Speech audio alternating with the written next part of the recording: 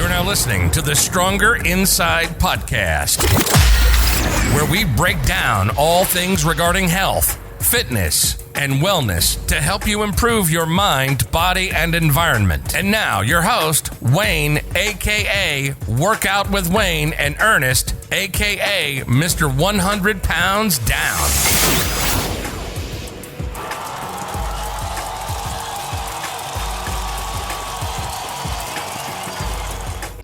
What's up? We are back, episode 11.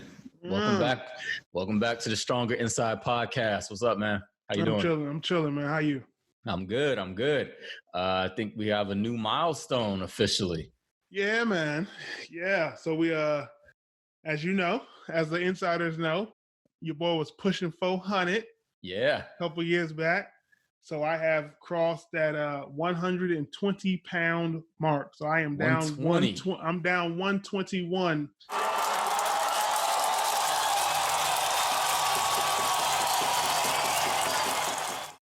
Officially, yes. You gonna give me my one. You gonna give me that one. Okay. Congrats. Hey, Appreciate it.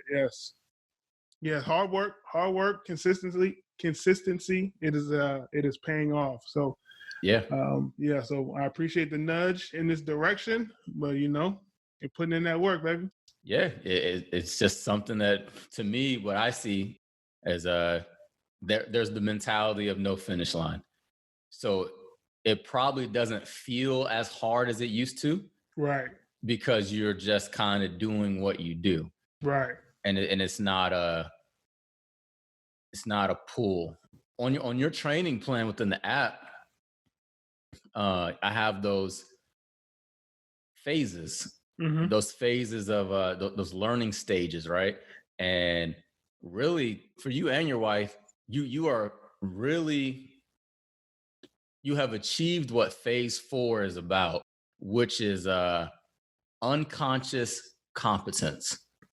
And you perform all these skills without focused thought, meaning it's pretty much second nature for you.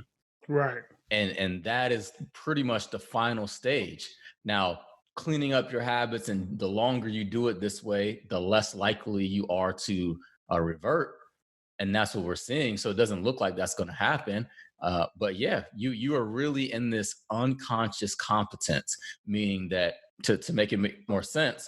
So really the first phase of when you guys started, so the first phase is unconscious incompetence, meaning you're unaware that there is a need for this skill to be developed. So you really don't know what you don't know. And that was where you were before you started training. Right. And that's why, you were kind of trying some other things, or you were like, I'm just going to work my way. Like, I'm going to work out my way out of this thing. I'm going to exercise my way out of this thing. Right. And that's where you were. You were in unconscious incompetence, meaning I don't know why I'm failing, and I don't even know that I'm failing. You're just like, hey, this is where I am. Living my best life. Basically. Yeah. Then you went into conscious incompetence, meaning you were aware that there was a need to develop these skills. You were aware that certain diet changes needed to be made. You were aware that you need to get more active and do those things, right? And then phase 3 was where you were in conscious competence. And a lot of people are probably in phase 3, meaning you know how to perform these skills, but it requires focused thought, meaning it takes effort. It is something that is just not second nature. You can't really sleepwalk your way through it, right? And that's kind of where you were maybe 2019, honestly, I would say probably right before quarantine. Yeah. You had probably just finished phase 3. And then when this stuff started, when kind of quarantine started, and we can look at the successes you've had and the consistency you've put in, you pretty much entered the phase 4 of the unconscious competence, where you just check off the boxes, but you're not even trying. Right. And that's where you are right now. And that is where, that's my goal for all the clients, for all my clients, or anybody that works with me, that is the goal.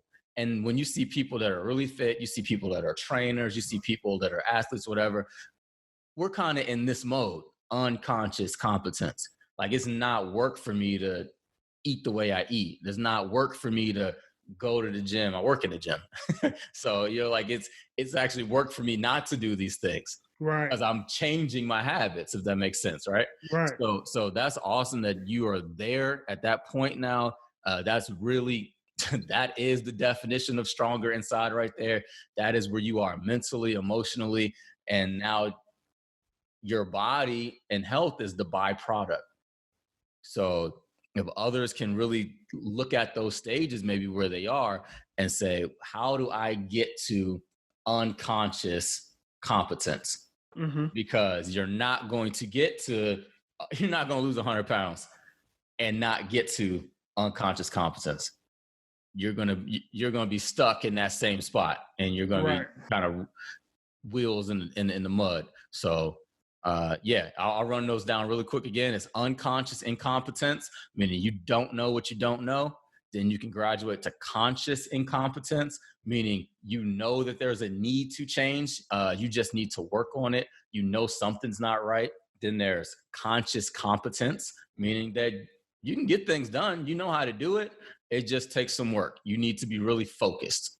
And then that last part where you kind of graduate is to unconscious competence. And you are just where you are, Ernest, right now, to where the way you eat is not a struggle. And that's awesome, man. That is the work. And it didn't happen overnight. Did not. No, did not. Rome was not built in a day. No, it was not. Neither was Mr. 100 Pounds Down. No. Good stuff, man. So, No, one of the things that you kind of told me in the beginning was, look, listen, it took you 33 years to get your body to this situation. It's not going to take you 33 years to get it to a better situation, but it's definitely going to take you a while. So stick with it, be consistent, and keep pushing through. You're going to have those moments where it's hard. You're going to have those plateaus where you're not seeing success on the scale, perhaps, but stick with it and continue to work on it, and you will, be rewarded. And I'm reaping those benefits now, man. And I, like I said, I appreciate you for that nudge in the beginning. I appreciate the the workouts and the commitment to helping me see this through. I know because when we started this process, I had a goal in mind, a goal weight in mind, shortly after we started. But now that I can see that, and it's a tangible thing now. Yeah. And I'm like, the way that I envisioned what that was is not it's not kind of what my body is now. And so I see that goal. I'm going to attain that goal. I know I will. Yeah. But I know I'm going to push past that too. Good. I know there's more. I got more to give. I got more to progress to. And so, that's one of the things where that unconscious competence is coming through, because now I can see it in my everyday life. When I used to go and buy shoes and clothes and things like that for fashion and things of that nature. And now, like, I'm looking online for running shoes, Okay. I'm looking online for workout gear and things like that, because that's a part of my lifestyle now, where it's like, these are things, in order for me to, perform better and to feel better, I need better quality things. And so when you first started, maybe you didn't put as much money into these things because maybe it wasn't part of your life as much. It wasn't part of my life, right? Yeah. But now that I see that this is what I'm going to do. This is not going to change. And so in order for me to, perform the best I can, I need to have the equipment that I need, whether it be the clothes or the shoes or, the weights and the bands and things like that. And so you got to investing in those things is investing in myself. That's funny. That's true. Yeah. I've had clients sometimes they'll say, "You have a lot of shoes, don't you?" And then, but it's the way they look at it. Right. And then I go, "Well, you got a lot of work shoes too, don't you?" Yeah. And they go, "Oh yeah, I guess so." It's like, this is what I do. Right. Yeah, I have a lot of shoes because I work in these shoes. I work out and I work in these shoes. So yeah. Yep. That's good. That's Yeah, good. man. I've been working on some stuff too, man. Like I said, I'm gonna have a couple projects to share with you guys, and maybe some different formats, maybe YouTube format, and some other things to really help drive home some of the things we talk about here. I'm waiting for that windmill dunk. Yeah, we're gonna get there. So yeah, I've been working on seeing if I can get my vertical back up to where, even somewhere close possibly to where it was back in the day. Back in the day. If you don't know, I am 35 years old, so that is not the athletic prime of dunking per se. So when your vert was measured back at the height, I never officially measured it. We never never really officially did measured. a like combine kind of thing, but Okay. I have no problem saying, it was 40-ish. 40. I have some witnesses that Okay. have no problem signing off on that. What would you say? Hey, for the average person, the average run-of-the-mill guy I seen at the gym, you probably jumped higher than most of them, especially being 6 foot, 6'1". I seen some 6'4", 6'5" guys get up there, but for you being about 6 foot, 6'1", there wasn't nobody that was going to jump over you. I've seen you baptize a couple cats at the rim, so I've been a witness to the vert. And really, it was for me to just get back in better shape and get my body fat down. So that was something I've been working on. That's going to be a second project. So right now, today, I was about 205 and hitting about 14% on the body scan and the body fat percentage area. So I'm working towards back to getting that. Because when I was playing, I was like 185, 189 at the most. Yeah. So this is a different body, Right. and a little bit older. But I think I'll be able to get the two hands and maybe something slightly impressive in a couple weeks. Look at that. We both in the twos. There you go. I think, I hadn't seen 199 for maybe, it's been a while. Mm-hmm. I haven't seen a 199 in a while. So I think I'll get there because I'm working on the running goal too, trying to get that mile. I think I'm going to try to see if I can get a 6:30 mile. Oh. So why you make that face?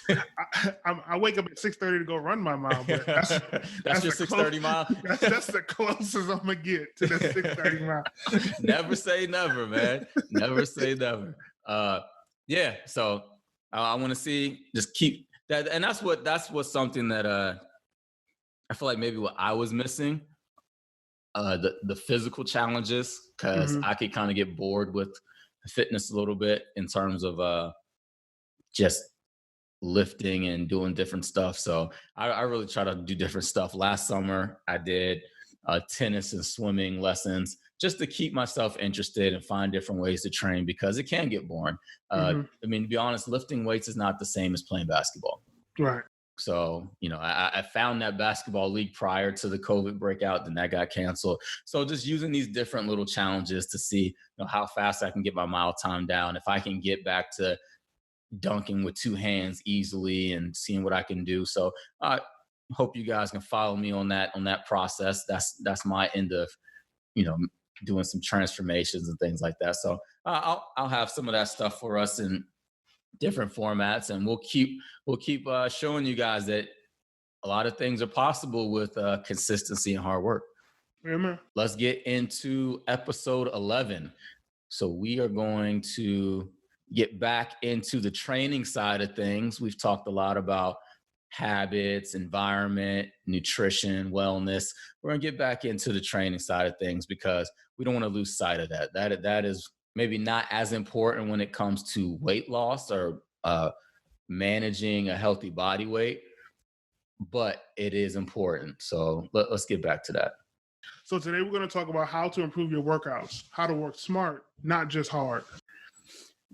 Yeah, I think that is a very, very important topic, because there are people who are, from their perspective, doing what they need to do, but they're not seeing the changes they want, meaning that they are weight training, but they are seeing minimal results. And that is something that working in the gyms for years, I've seen.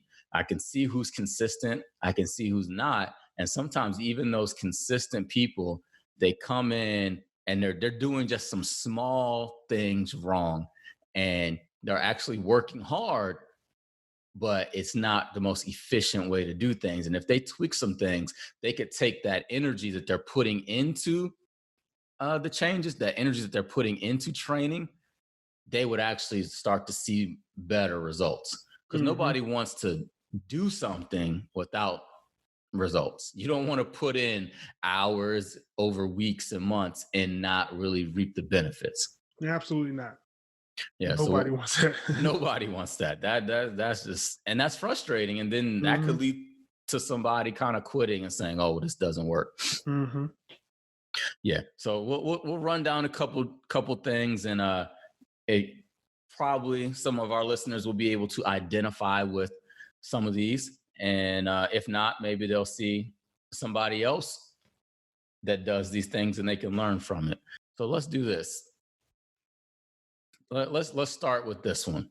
Bodybuilding culture has kind of infiltrated general fitness culture, meaning that a lot of people who want to get fit, and this is really you see this more so on the male side of things, but even so with the women, somebody wants to lose weight, or somebody just wants to get in shape. They want to get stronger. They want to reduce body fat, build muscle. It doesn't even mean that if they're obese or overweight. They could just be, they could be in a normal BMI, but they just want to build muscle. What they do is they will possibly pick up a bodybuilding style training program. That if that is not your goal, then that might not be what's best for you. So a bodybuilding training program is for a bodybuilder.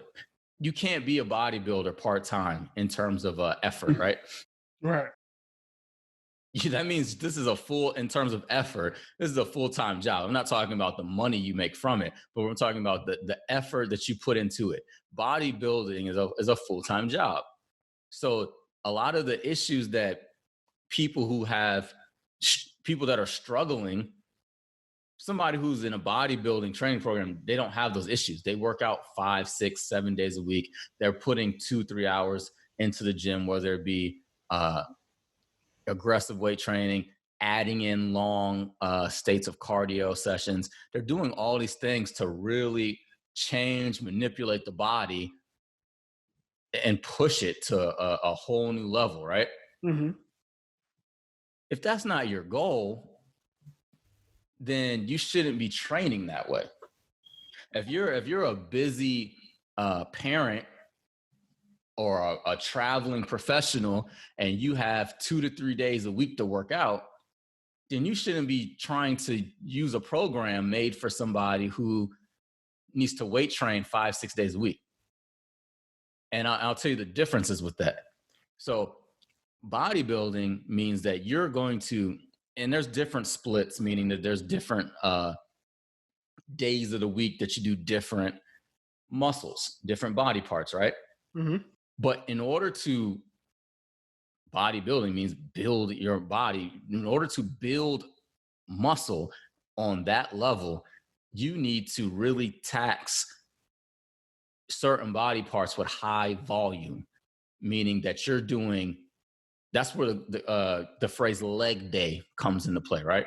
Oh, I'm doing, when you go to the gym and they're like, what are you doing today? Oh, I'm doing chest. I'm doing chest and arms, or I'm doing legs, meaning that you're going to do 4, 5 exercises and they're all involving those muscles, right? Right. That is not somebody that is a beginner or somebody who has a non-bodybuilding goal should be doing. Because if you are doing all legs on this day, what does that mean you're not doing? Chest, arms, back. You're not working any of those muscles. Anything and else, then right. That's where people feel, that's where we've talked about DOMS, delayed onset muscle soreness. That's where that really kicks in, because you have really taxed your, you've tore the muscle fibers, you've fried your central nervous system in terms of whether you did legs or whatever. And it's like, whoa. And then because you put so much volume into it, you need a couple days to recover.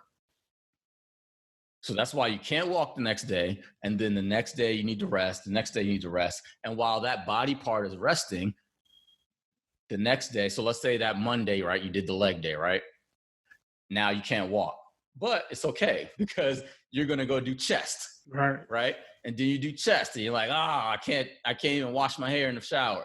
And then your legs are still recovering. And then Wednesday you do back and you're like, it's so, it's taxing. Right. And then it comes around back again to Thursday or Friday, whatever, however your thing is set up. Then you might get back to legs. Mm-hmm. And that's how a bodybuilding style workout works, to where you tax one body part, one area, let it rest. And then you do that over and over.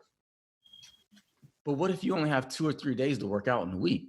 You can't do legs on Tuesday, chest on Thursday, then come back the next week and do back that Tuesday and then legs again that next Thursday. That's too much time in between. Right.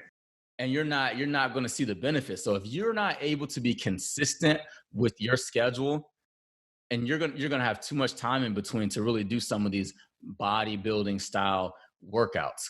And a lot of times they'll have guys and they'll show you how to do it. But if you only have 2 to 3 days, then you should be doing full body workouts, meaning that you should be doing, it's okay to do one exercise for chest, one exercise for back, one exercise for legs, and then whatever, and then do the same thing Thursday, then do the same thing Saturday, and then you can still build that way.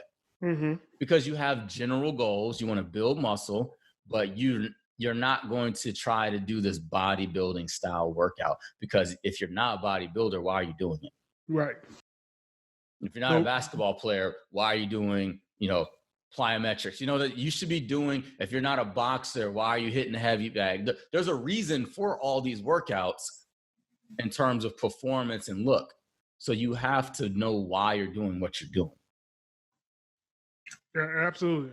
I think that's one of the benefits of our training, is that most of our workouts are, because you haven't done that. Right. We haven't done anything where it was just like you're gonna kill our legs this day, and then the next day you're gonna kill our arms.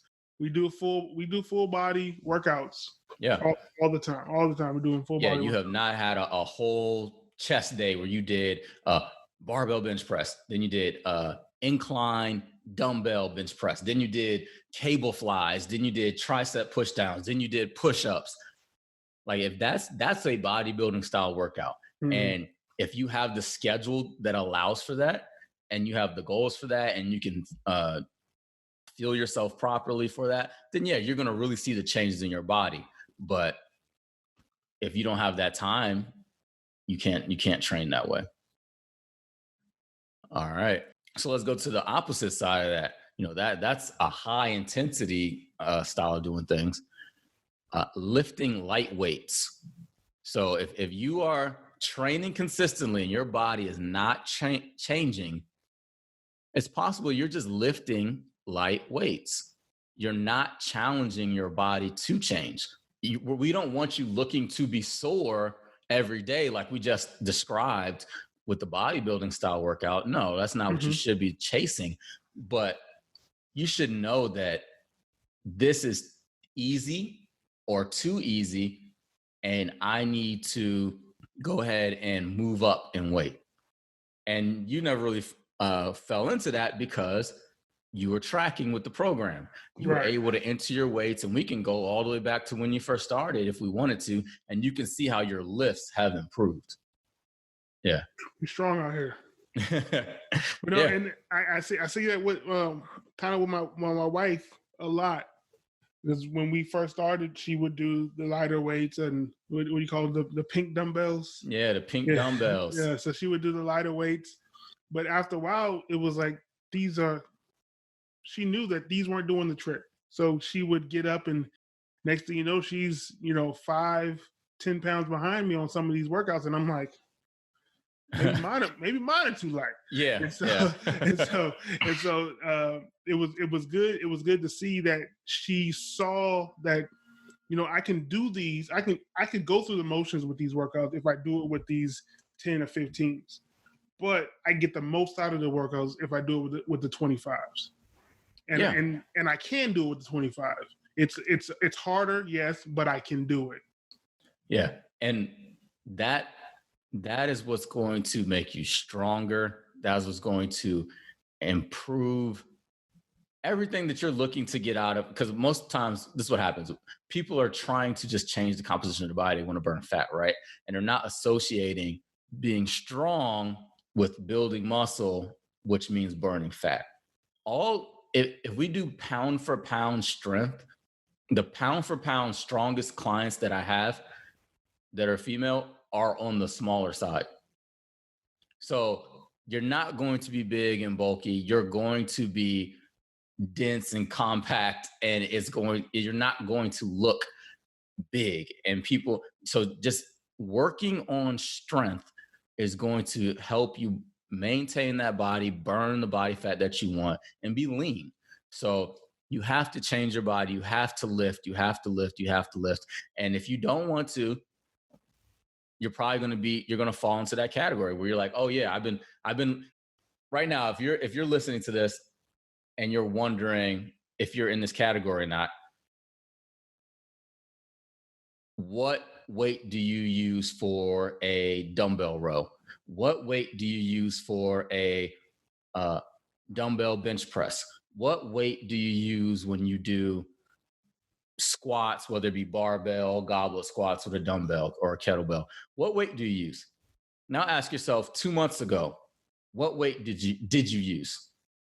If the answer is you don't know, if the answer is the same, then you're in this category, because there's no way that you should be training consistently doing the same weight.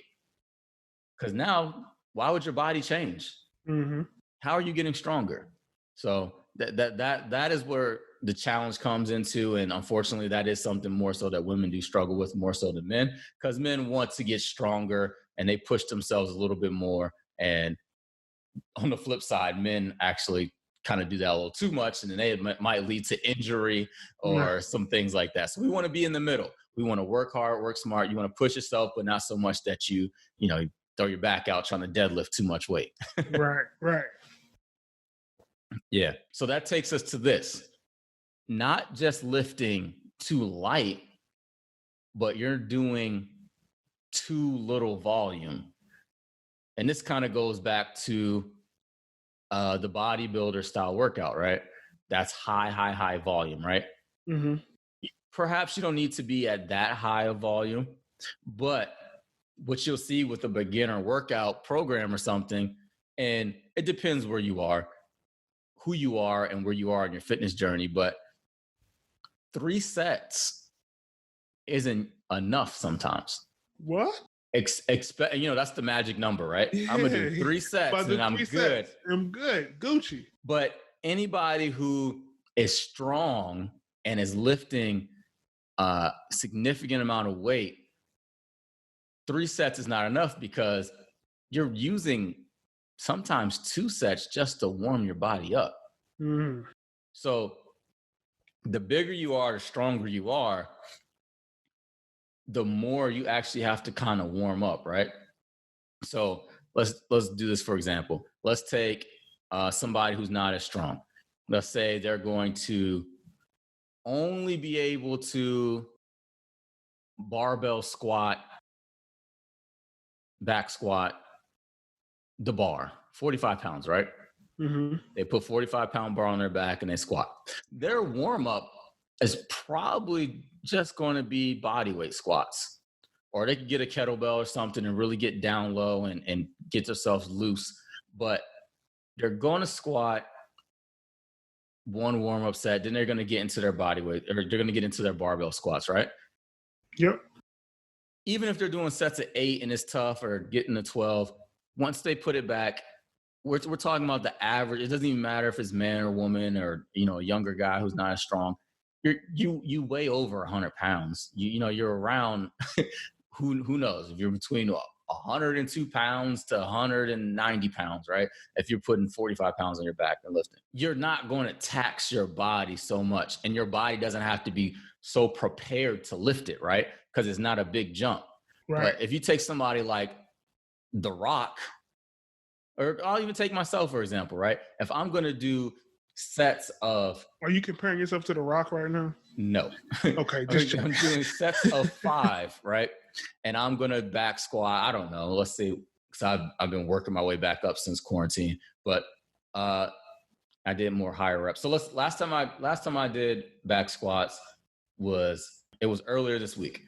And I got up to 195 for sets of 8. I knew that wasn't going to be... I know I can lift a little bit more, but because of the type of program that I'm doing, I am doing plyometrics. I am doing running. I'm not going to do a body build. I'm not going to destroy my legs through weight training, and then I can't run and jump. Does that make sense? Mm-hmm. So that's why I'm not lifting as heavy as I could with the back squat. But even then, I didn't just put 190 pounds on the bar for my first set. I did 135 pounds, 155 pounds. Then I got to, and sometimes you would call that your working set, because now you're doing 3 sets of that working weight. Mm-hmm. You're not counting your first warm-up set. I didn't do 135, 155, 1 set of 195, and then move on to the next exercise. Right. My body's not going to change if I do that.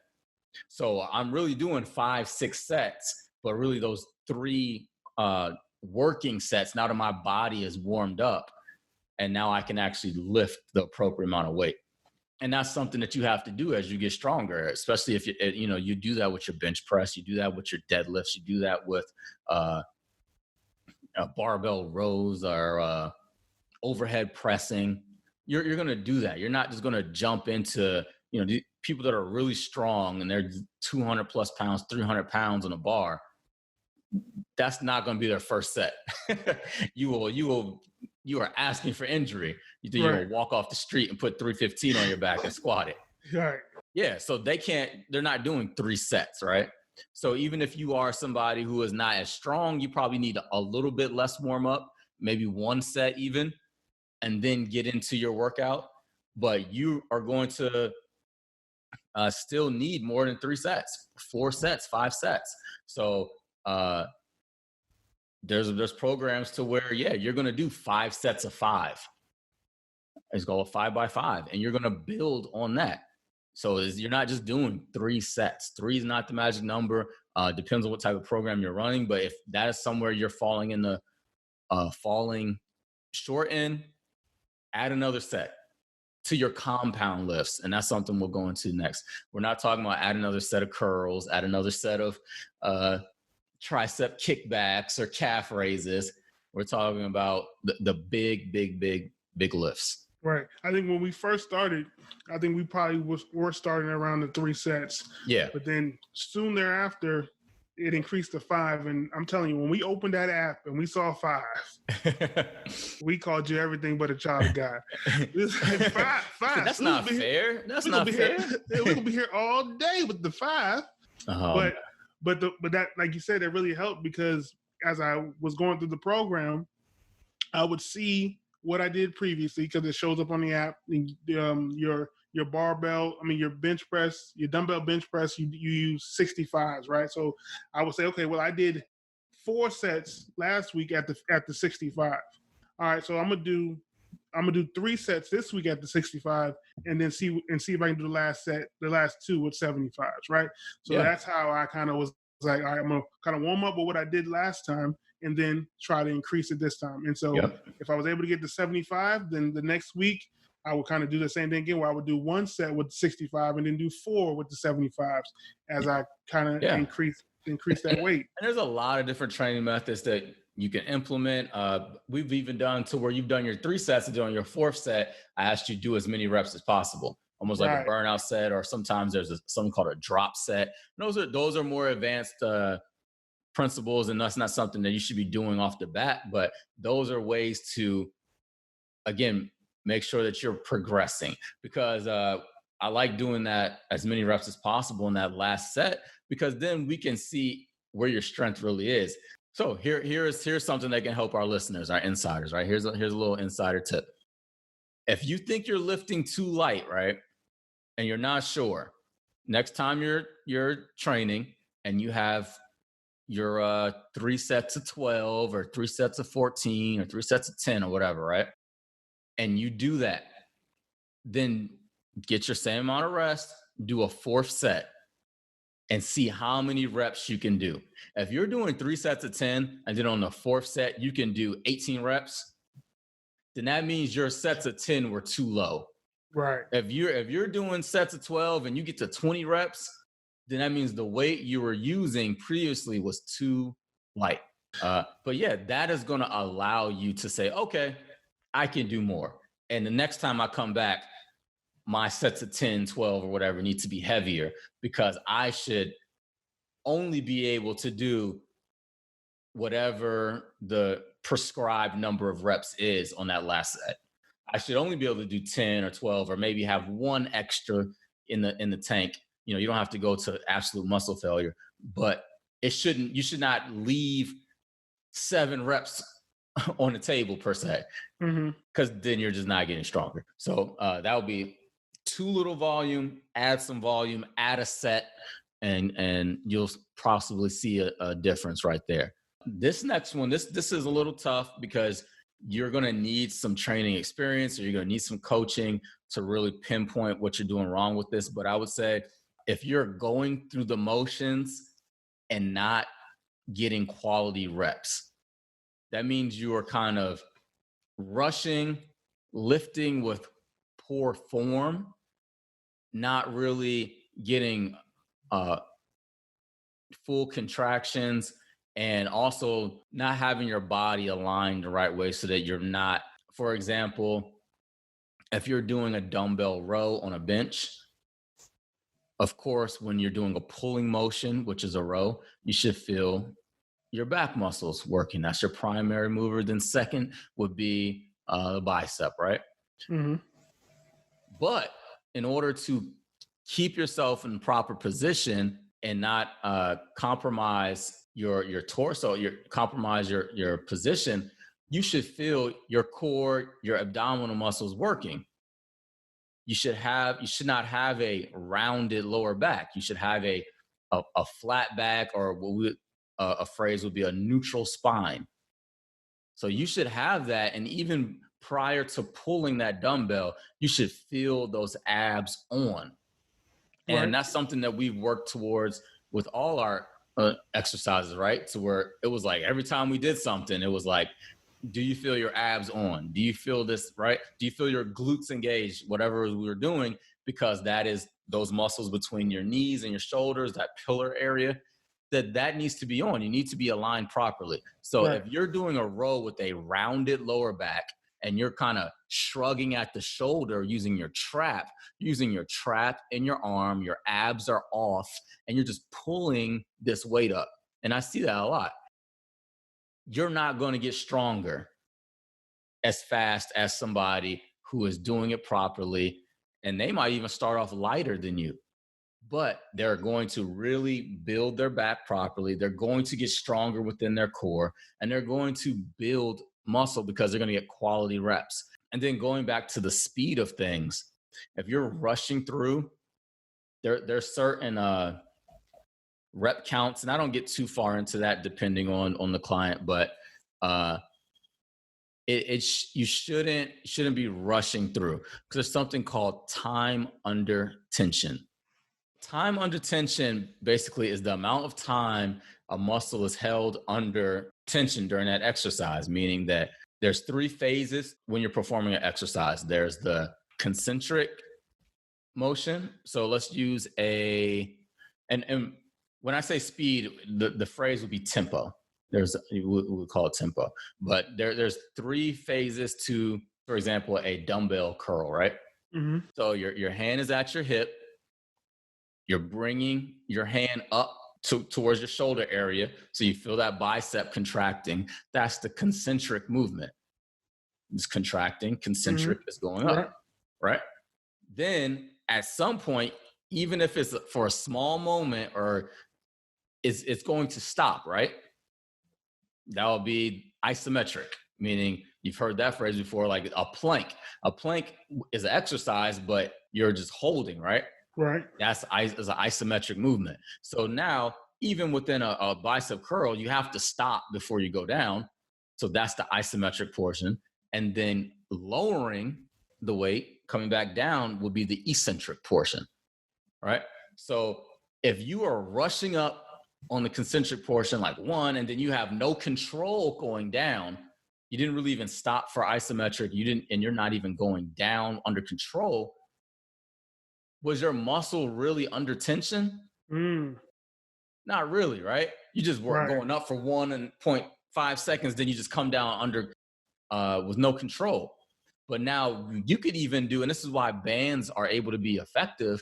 All listeners right now, do a bicep curl with nothing in your hand, right? You're just going to, if you're in a chair or stand, squeeze your muscle before you start to bring your arm up, then bring your arm up and squeeze it the whole time. Feel that bicep. Stop at the top. 1, 2, and then come back down under control. 1, 2. It was easy because there's no weight, but you felt that bicep working, didn't you? Oh, yeah. Yeah. So if you're using weights and you're doing it properly, doing that, you're going to build your muscle. If you're not doing it that way, and it doesn't have to be that slow of a tempo, it doesn't have to be a 2-second, but you just have to be conscious and aware of being under control, getting that stop and come on back down. If that's not what you're doing and you're rushing through and you're just kind of flailing around, you're not getting a lot of time under tension. And you're probably, even though you're doing 12 reps and the next person is doing 12 reps, guess what? It's not the same quality reps, and they're going to build muscle and you're not. And you both were in the same gym for the same amount of time. And guess what happened? You were working out inefficiently. So keep that in mind, time under tension. We've done some things like that where we've done the pause squats. We've done, even when it was body weight, Ernest, and you were doing some of the quarantine workouts, you did that half squat get up. Oh, yeah. Yeah, and you didn't come all the way up, right? So so the quads were still under tension for pretty much the whole time. And you could feel that. Definitely felt it. Yeah. This one, it's going to be a shot to the fellas. This is for Captain Chicken Legs out there, whoever that may be. You don't train your legs. You don't train your legs. And this kind of goes back to worrying about targeting. And, you only want to work the chest and the back and the upper body, and you're not training your legs. I've never really ran into, and we'll do a flip side of this for the women, but you never really run into women who don't train their legs. It's men who they're, I'm gonna do chest, I'm gonna do back, I'm gonna do arm day, a whole day just for your arms. A whole day just for your arms. You gotta look good in those tank tops. You gotta get the, that torso looking right. So we want the abs and the nice shoulders and the arms and those types of things, right? We want to be able to flex. Yeah, if you're not training legs, you should be let's talk about building strength. Building a strong body, being a better athlete, you need to have strong legs. What holds up your torso? Your legs. If you have weak legs, you have poor balance, you can't do single leg movements, you're just not strong, you're going to have imbalances. It's going to catch up to you sooner or later. So you should be training your legs. And then also when it comes to a weight loss standpoint, if you are trying to burn as much fat as possible, you want to do heavy lifts. So think about how many muscles you're using when you do a barbell front squat, a back squat, even a deadlift depending on, I mean, a deadlift is more of a full body, your back is involved, but your legs are involved as well, your posterior chain. A deadlift, if you're not deadlifting, you're not back squatting, you're not squatting heavy, you're kind of not worried about those things, you're missing out on burning a lot of calories. You're missing out on building big muscles. Like, seriously, like, look at the size of your hamstrings, your glutes, your quads. Even if you don't have if you don't have fully developed muscular legs, but just look at the size of those muscles, and then look at, your bicep and all these other things. There's a reason they are bigger. So if you want to lose body fat, you need to do these big, especially guys, you need to lift with your legs. You need to do legs, not just cardio, not just upper body, not trying to get, your beach body. It's about lifting with your legs, and you're going to see a big change. When I'm my leanest, I'm deadlifting and squatting, because those are big parts and staples of the program. I never take those out. Right now, like I just said, I'm not doing as much accessory leg exercises in terms of weight training as much, because I've introduced more plyometrics and I only have a certain amount of time to train. So, but I still am going to do my heavy back squats. I'm still going to do my heavy front squats. I'm still going to do my heavy deadlifts, sets of 5, sets of 6, maybe sets of 8. But I'm just not going to erase them. I'm not going to only do leg press or the leg extensions. That's where you sit down and you extend the legs and you're working on your quads. You're not going to build big quads with the leg extension. That's an accessory exercise. You can pinpoint, and that can be done after squats or even a leg press.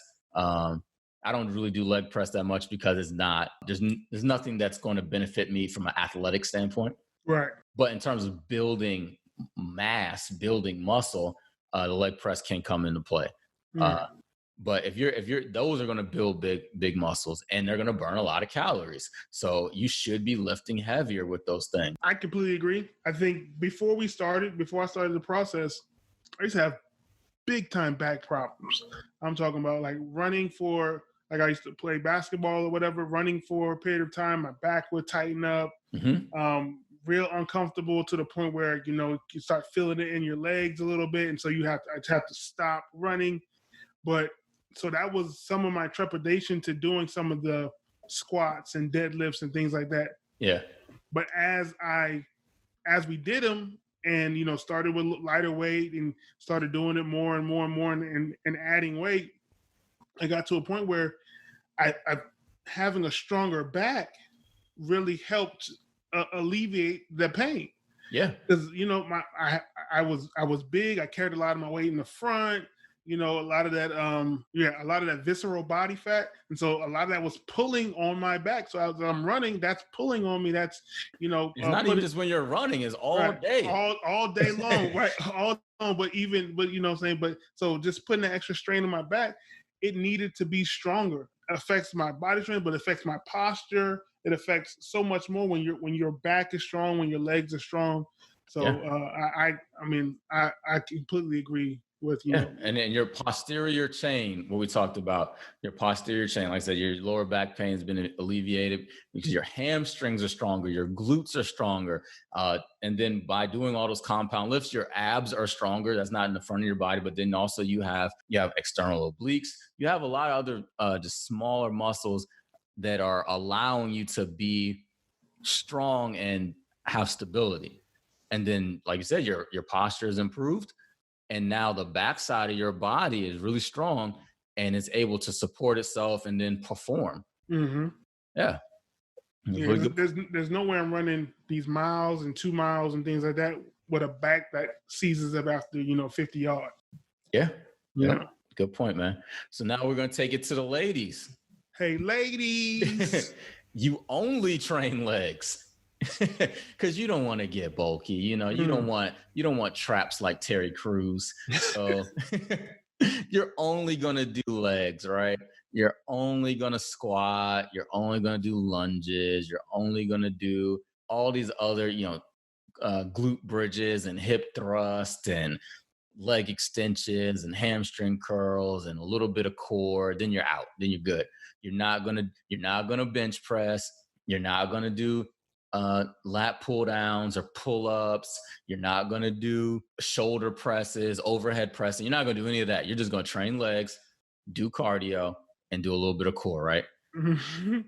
And it's the flip side. You're missing out on big muscles again. Right. You are missing out on your chest, your back, the back side of your body, all the benefits that Ernest just talked about that come from even having not necessarily the posterior chain, was the lower back side of your body, whether it be hamstrings, glutes, but when we come up to the upper back, the thoracic area, you want that to be strong as well. There's people who have different posture dysfunctions, like you see somebody with rounded shoulders, you call it upper cross syndrome, to where you have really tight traps and then you have tight pecs. So really you're rounded, that poor posture, like that person who's kind of looks meek and kind of insecure, but they're not even doing it on purpose. It's just like that's where their body is kind of conformed to. That means that the middle upper part of your back, those muscles are not strong. They're weak. That's why your back is open and your chest is tight in the front. So you should be able to open up. So think if somebody grabbed in between your shoulder blades, right? And grabbed your shirt and just pulled it. Like, you see how your back kind of opens up? Yeah. That's what happens when you do rows and pull downs and you strengthen the thoracic side of your body. And now you have good posture. You feel your shoulders turn back. I mean, Ernest, if we look at your before and after pictures, yeah, we reduce fat and everywhere, and especially on the back side of your body, your upper back area. But look at your hands. The hand placement, your upper back was rounded. It wasn't just that you had body fat there. It was that those muscles were weak. And that's why your hands were basically facing the camera when we did a back view, right? Now, when you do a back view, we only see almost like your hands are doing a karate chop, right? Meaning that the palms are facing each other. They're not facing the actual camera from the backside. Right. And that means that your shoulders have came back, that upper thoracic spine area, those muscles are stronger. So if you want to improve your posture, if you want to work big muscles, and again, big muscles burn more calories, you're going to be able to get those benefits. So ladies, you should be training your upper body. You should be training back. You should be training chest, along with the same way that you train legs and squats and, 8 different variations of squats that you found from your favorite Instagrammer and all the little bands and all that stuff. They're called influencers. Influencers. Yeah, they influence you to do stuff that you might not necessarily need. Influence you to buy their leggings. But I can't knock the hustle. All right. So then we'll take we picked on the guys for not doing legs. We picked on the girls for only doing legs. So now let's get back to everybody. You don't deadlift. Now, I understand that if you don't know how to deadlift, that you could be a little bit worried, but there's nothing wrong with learning. There's all the resources in the world. It's 2020. You can learn. You can learn anything. So we've done a lot of different variations of deadlifts in our program, Ernest. We've never really gotten to a point where we've done really, really heavy standard deadlifts. I think did your previous gym have a trap bar? Or it didn't? No, it trap didn't. bar. Okay, yes. Yeah, so you didn't have access to that, but that is something that we should be doing. You should be doing deadlifts, because that is one of the most, if not the most efficient exercise you're going to do, because it is working your whole body per se. You're picking weight up off the floor, so your grip is involved, forearms, back. If you're doing them properly and you're not compromising your position, then your whole core is involved. Then we go into your posterior chain, your glutes, your hamstrings. Even as you push through the floor, you're going to feel quads and even calves. You're not doing a calf raise, but it's just your whole body's being taxed. Your whole body is picking up this weight off the floor. So that's why you can have shorter workouts when you're doing big time heavy lifts and you're getting more bang for your buck versus doing a leg extension. Think about the amount of time. If you do leg extensions in 5 minutes, right? 3-4 sets where I have leg extensions. Mm-hmm. And I do 3-4 sets of deadlifts in 5 minutes. Who do you think's body is working harder, burning more calories, getting more benefit? Deadlifts. Exactly. Mr. Deadlifts. Yeah. Exactly. Now, it's not always going to be a trade-off, but now if I did deadlifts, I did pull-ups, I did bench press, I did some barbell rows, I got a pretty efficient workout. My whole body's been working. Mm-hmm. If you did maybe 2 of those, and then you did bicep curls, then you did leg extensions, then you did calf raises, you didn't really cover all your bases. Now, if that's part of your program and you work out every single day, then yeah, maybe you can get away with that. And maybe you're on some type of bodybuilding workout. But if you have 2 to 3 days a week to work out, you need to be hitting those big exercises. And number one would be deadlifts. And that's something that I start a lot of my clients out with, to where they're picking up. And then the good thing about it is you go, oh, I am strong. We start off light. And as you get stronger, we start adding 10, 20 pounds. Next thing you know, they're picking up triple digits, 100 pounds, 130 pounds, 150 pounds, depending on who you are. And then it's going to continue to go up 200, depending on who you are. But those numbers, people don't think about those numbers when they begin. Mm-hmm. And they don't think about those numbers when they're focused on weight loss. Right. You don't think about how strong can I get when you're thinking about how much weight can I lose?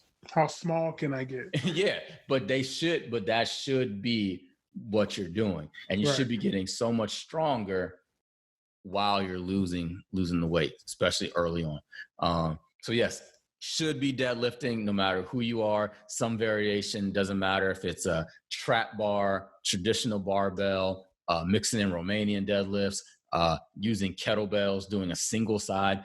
Something that I had to do through quarantine workouts, because I have a barbell set in my house and wasn't able to get in the gym. But the most weight I have in terms of the barbell setup with the bumper plates is 100, and I only had 165 pounds, right? So I'm not going to do 20 sets of 20 with barbell deadlifts, right? So this is what I did. I did a suitcase deadlift. So that means that I put 135 on the side, on the bar, and then I turned sideways, so I'm parallel to the bar. And you guys can look these up, suitcase deadlifts. And so my hands in the middle of the bar, and so I'm doing it on one side. So I would do lower amount of sets the same way when I'm doing deadlifts. I'm doing sets of 5 or 6 or whatever, right? So I'm doing this suitcase deadlift with 135 pounds because I'm using one arm. So I made do, and I was like, I'm still going to be efficient. I'm not just going to do a bunch of lightweight stuff. I'm still going to find a way to be efficient. So yeah, I did a suitcase deadlift, and that's something that I do early with my clients, whether it be a kettlebell or something, right? Because that really taxes your core, because now you're only loaded on one side. Yeah. Those farmer carries and yeah. So that's what I did for my deadlifts for that portion of time when I wasn't able to get in the gym. I was doing the suitcase deadlifts with my barbell. All right. Let's move to this one. This is something that a lot of people fall victim to. Body weight with low reps. There's nothing wrong with body weight exercises. You have to get creative. You have to find things that are actually appropriate for your strength level, or you could find yourself kind of wasting your time, I guess, because your body will change and catch up, and you need to find a way to continue to find a new stimulus and force it to change, right? So if you're a strong person, or if you're leaving the beginner stages and getting to the intermediate stages of training, if you're going to do body weight exercises, you're going to have to really add some reps. A set of 15 reps for your body weight, especially if you're doing a limited amount of sets. So yeah, you can't do 3 sets of 15 for squats with just body weight. Right. If you've been training for a while, that's not going to work for you. And it's not going to, quote unquote, prevent you from getting bulky. You're not going to look like your favorite bar class instructor by doing this. No, you need to challenge your body. So if you only have access to body weight exercises, and you're doing squats and you have a trained body, you need to be getting up to sets of 25, 30, whatever's appropriate for you, so that your body can really feel something new. You guys don't have that much access to the gym right now, so you guys have been doing a lot of body weight stuff that you've mixed in. How's that working for you? It's good. I think they're getting easier, or less difficult. I would say easy is not the right word I want to use. But yeah, so I think we're able to really get through them better now than in the beginning, because even we put the workout that similar to the Beat the Trainer workout, we have a workout on the app where it's a mile in the beginning and then 5 sets of 25 sit-ups, 25 squats, and 15 push-ups, and then another mile at the end. And so the 25 squats is kind of like that squat party or something like that on the app. Yeah. And so doing that consistently we're able to improve and get better at it and things like that. And then we have exercises where it's 16 minutes of burpees and squats, where it's just like, so you have a minute to do the 15 burpees, and then if you get it done in 30 seconds, and you have 30 seconds to rest, and then as soon as that minute is up, then it's like boom, you're jumping into the to the next exercise, and you go like that for a straight 16 minutes. And so the first time it was impossible. I had to switch a whole nother language for that one the first time, but after trying it a couple times, it gets easier and easier. One of the more difficult ones is the sit-up one, where 25 sit-ups, and then the push-ups and or some, I forget, sit-ups and something else. That's taking you to like 8 sets though, right? Right. Now we're talking 200 reps. Right. In a short window. Yeah. Right. Yeah. In a relatively short window of time, you're knocking out 200 squats and 125 push-ups, and 120 burpees, and so you're knocking all this out in like a 16-minute window. And so those are some of the things that pushes our body and really lets us know kind of where we're at as far as strength and conditioning and fitness. And but do you see how, even though it is body weight, you're getting up to pretty much the hundreds when it comes to the reps, where you're doing if it's a circuit or that type of workout that you're referring to, one of those every minute on the minute type workouts. They call it EMOM. That's kind of from the CrossFit world a little bit, but what we're doing is making sure that you're only doing body weight, so what, but you're not doing a body weight, you're not doing a standard strength training resistance training workout with body weight. Right. It would be ill-advised for somebody to do 3 sets of 12 body weight squats. What is that doing for you? Right? Unless you are a very, very, very beginner stage of something, and then after that you can advance. But that's why you're going to 15, 20 reps, and then on top of that is 5 sets, right? So that's why you guys are getting enough volume. You're getting enough reps, and that's why something that is the body weight workouts can actually work for you. Right. But if you were just doing what you were doing early on, when you first started, it wouldn't work. Your body would just adapt and be like, okay, that's cool. Like, understanding that you have to push yourself. That's really the general vibe. Right. You have to push yourself. You can't say, well, the paper said this, I'm going to do this, knowing that your body wasn't pushed. And then you go to the next day thinking that your body's going to develop when you rest. Right. It's not, because your body doesn't even need rest because you didn't push it. So that's why the rest and recovery is so important. And another big thing with this is buying in, right? You have to fully buy in and commit to the program, because again, especially when you're dealing with getting workouts on the app, like how we are, the trainer isn't there right with you the whole time kind of pushing you to, make sure your rest time is only 30 seconds. Yeah. Making sure you're using the right amount of weight and the proper weight you're using. So it's really dependent upon you to really push yourself when you're at the gym by yourself, or even if you're at the gym with a friend. It's dependent on you to make sure you're pushing your body and challenging yourself to the highest degree possible for you to really get the most out of your workouts. And so you can, like you said, do what's on the paper and log it and track it and say, I worked out today. You did work out, but did you get the most out of it? Yeah, exactly. Like, if you're going to do it, let's do it right. You're already putting in 3-4 days a week. Let's really focus and give a hard, efficient 45 minutes to an hour or whatever you're in. Because if you're doing it efficiently, you don't need longer than that 45 minutes to an hour. Sticking with the body weight thing, you've probably seen people who've had a lot of success when it comes to body weight workouts. You would refer to calisthenics. You guys have probably seen people who'd work out in the parks, whether it be these different groups, bartenders and different stuff like that.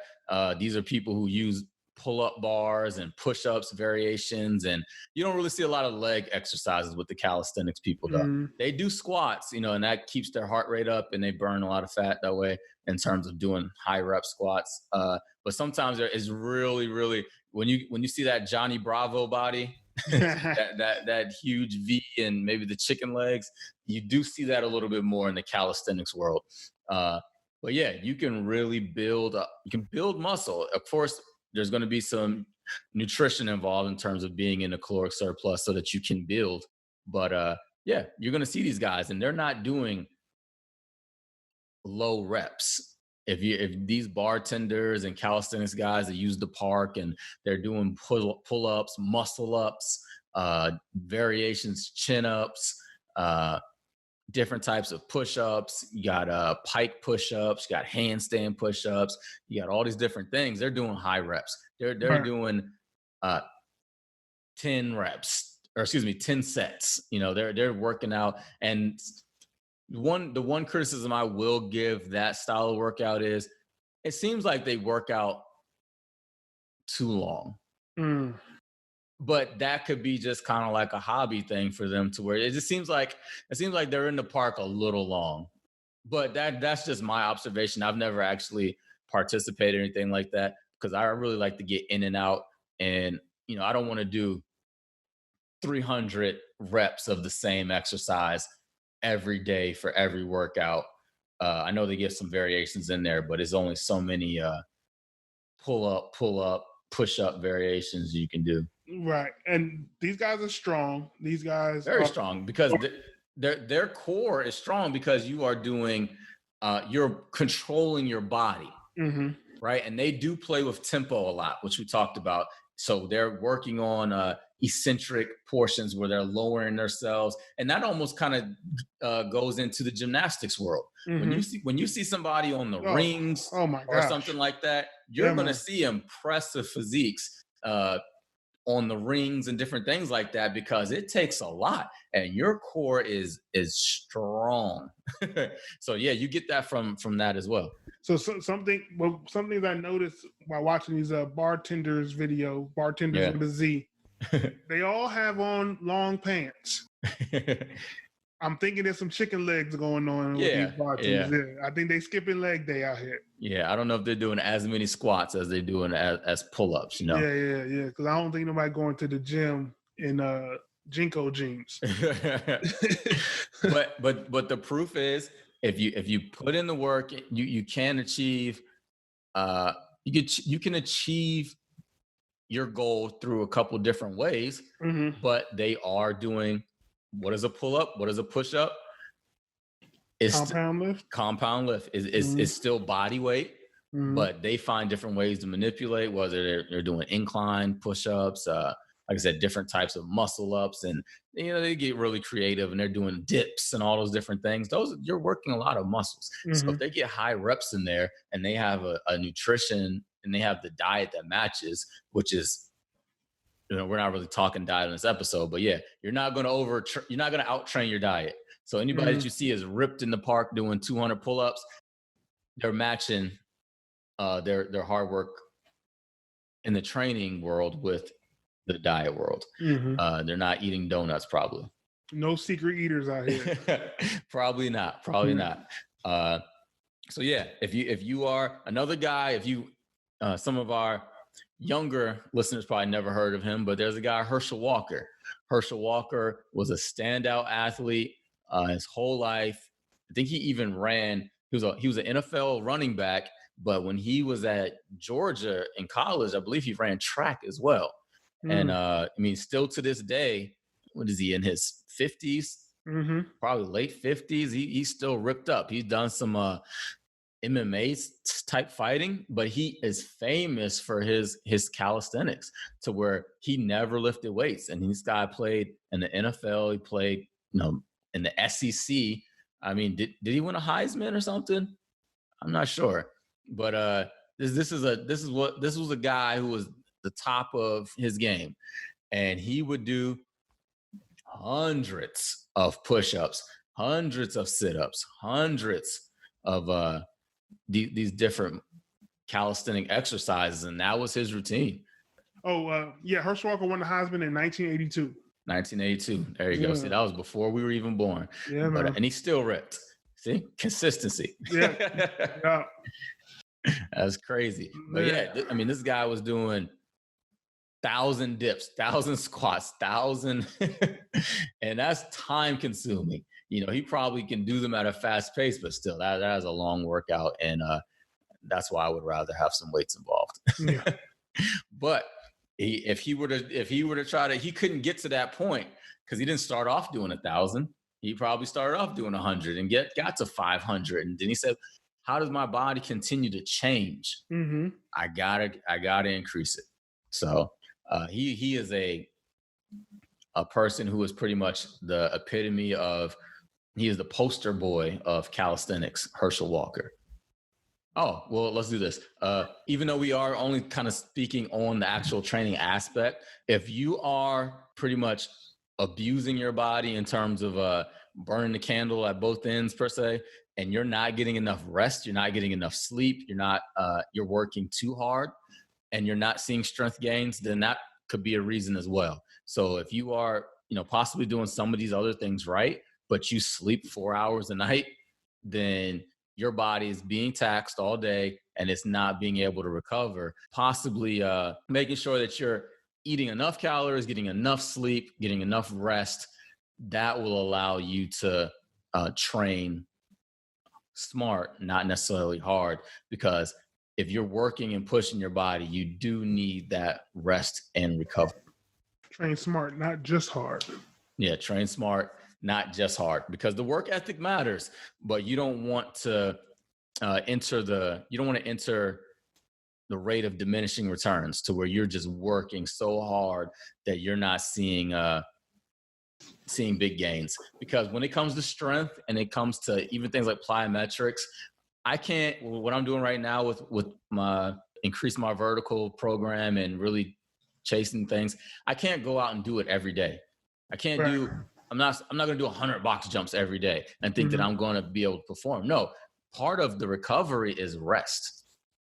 Part of the recovery is not going to dunk one day, letting my central nervous system recover. And then when I recover, I'm back stronger. So it's tax, relax, and then get stronger and kind of repeat that process. So same thing when it comes to, not necessarily, you don't have to be a power lifter, but those same principles do apply to where if you're doing heavy squats, you need to rest. You need to get enough rest, and then your body will recover. And then you can enter your training the next day ready, and your body's ready, not still recovering.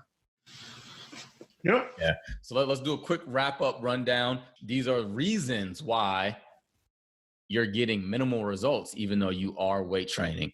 So if you're trying bodybuilding workouts, programs, but you're not consistent with your schedule, meaning that you're spacing out these workouts, maybe you need to find a more appropriate training program, something that is more full body, maybe something that is more for a general strength, maybe something that's more athletic based, but maybe trying to work out like your favorite bodybuilder or physique model is probably not going to be best for you if you don't have the same schedule as them, or even the same drive. Yeah, like they got a photo shoot in 3 months. They working hard. You are chilling. Right. You're working from home on quarantine. Listen. Yes, sir. There's a different level of pressure. Yeah, you're looking forward to that new movie on Netflix. Yeah, exactly. You haven't put on pants in 3 weeks. All right. So the next one, you're lifting too light. You're not challenging the body to change. You're just not challenging yourself. So you're lifting too light. You're lifting with too little volume. You're only doing 3 sets. You're not moving up. You're not doing 4 or 5 sets with your compound lifts. You're going through the motions, meaning you're not getting quality reps. You're not taking advantage of time under tension. So you really need to work on that. Make sure you're getting those quality reps.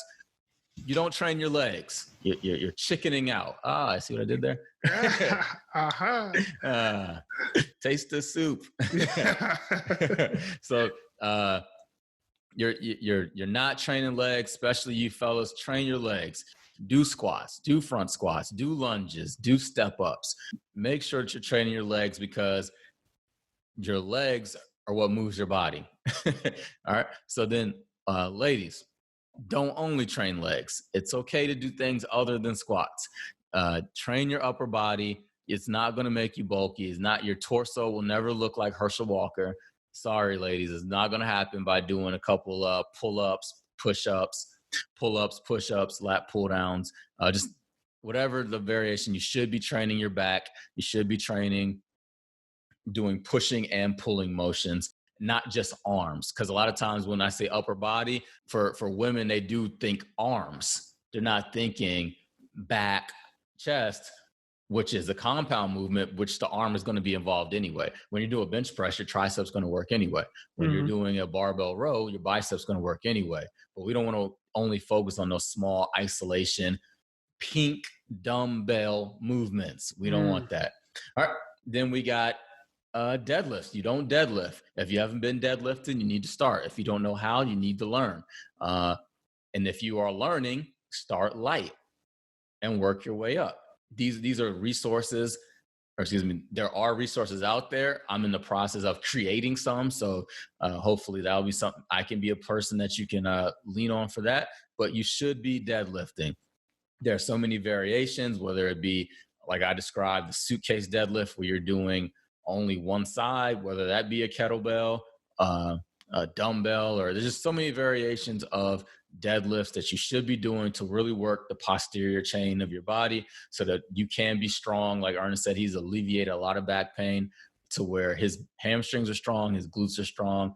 The load of his weight is not being taken, is not being loaded on his lower back. All right. And then body weight exercise. If you're only relying on body weight exercises, you need to do more reps. You need to find ways to progress and make things harder. If you're doing body weight stuff and you can do 50 squats without taking a break, maybe you need to try to do a pistol squat. If you can't do a pistol squat, maybe just sit back, touch your butt to the bench, then come back up. But now you're using one leg, or you're doing just different things. If you're doing push-ups, and you're able to do, depending on who you are, 20 to 50 push-ups in a row, then maybe we need to do some diamond push-ups or do some feet elevated push-ups. And then when you get stronger at those, then you need to do more reps. You need to do 10, 15, 20 reps, whatever, if that's all you have access to, because you need to push your body to change. There needs to be a new stimulus. Yeah, these pike push-ups really got me. Got them shoulders feeling. Man, I'll be like, these pike pushes are tough, but I'm getting them though. I'm getting them. Yeah, this has been episode 11. Hopefully, this helps you clean up some of the things that you this helps you clean up some of your shortcomings possibly within your own training, so that you can really maximize that hour, 45 minutes, 90 minutes, however long you're in the gym. But we want to maximize that. So if you can really work on these things and add them to your program, or just maybe you've realized that your program is inefficient, then maybe this will help you going forward. We don't want you guys wasting your time. You don't want to do that. Time is precious. There we go. All right, so that's been another episode of Stronger Inside. Till next time. We out. Thank you for listening to the Stronger Inside podcast. If you're listening on Spotify, follow us. If you're listening on Apple Podcast, then subscribe. Make sure you stay connected with us via social media on Instagram, Facebook, and Twitter at Stronger Inside Podcast. Remember, every like, comment, and share spreads the message of health, fitness, and wellness.